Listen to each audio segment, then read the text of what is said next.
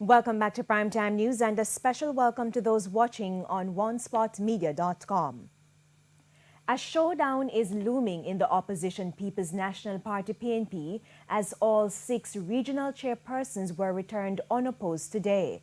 Today's selection exercises were seen as strength tests for PNP President Dr. Peter Phillips, who will be challenged by Peter Bunting on September 7.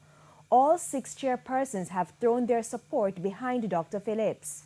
Victor Wright remains the chairman for Region 1, Dr. Morris Guy for Region 2, Sophia Fraser-Binns for the powerful Region 3, Denise Daly for Region 4, Hopeton McCarthy for Region 5, and Region 6 will maintain Dwayne Vaz as its chairman.